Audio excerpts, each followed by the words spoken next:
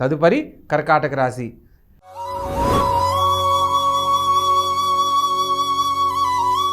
ఈ యొక్క కర్కాటక రాశి వారికి మిశ్రమ ఫలితాలు గోచరిస్తున్నప్పటికీ వారం చివరిలో విశేషమైన శుభ ఫలితాలు పొందబోతున్నారు. ప్రత్యేకంగా లగ్నాధిపతి అయిన చంద్రుడు ద్వితీయంలో సంచరించడం కారణంగా అనఫాయోగం ఏర్పడుతుంది. వీరు చేపట్టిన ప్రతి పనులు కూడా ఆలస్యంగా నెరవేరుతాయి. తోడబుట్టిన వారితో సఖ్యతగా ఉండాలి. ప్రత్యేకంగా ప్రభుత్వ సంబంధమైన ఉద్యోగాల రీత్యా లేదా చేస్తున్న ప్రయత్నాలలో ఉద్యోగానికి సంబంధించిన శుభవార్తలు ఈ వారంలో వినే అవకాశం కలదు. వారం చివరిలో అనేక రకాల శుభ ఫలితాలు పొందుతారు. ప్రత్యేకించి ఆరోగ్య విషయంలో ఒకటి జాగ్రత్తలు పాటించాలి. స్త్రీ మూలక వివాదాలకు దూరంగా ఉండాలి.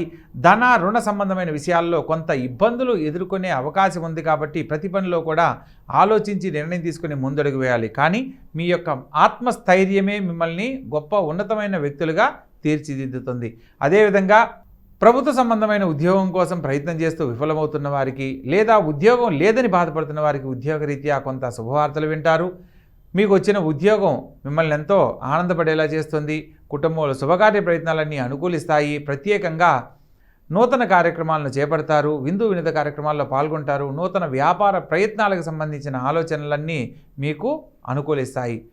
ఈ రాశి వారికి ప్రత్యేకంగా శుక్రుడు, కుజుడు, శనిగ్రహానికి సంబంధించిన పరిహారాలు తప్పనిసరిగా ఆచరించాలి. ప్రత్యేకంగా శుక్రవారం నాడు అమ్మవారి ఆలయ సందర్శనము, ప్రత్యేకంగా సుబ్రహ్మణ్యేశ్వర స్వామి ఆలయాలు సందర్శించడము విశేషమైన శుభ ఫలితాలను కలిగిస్తుంది.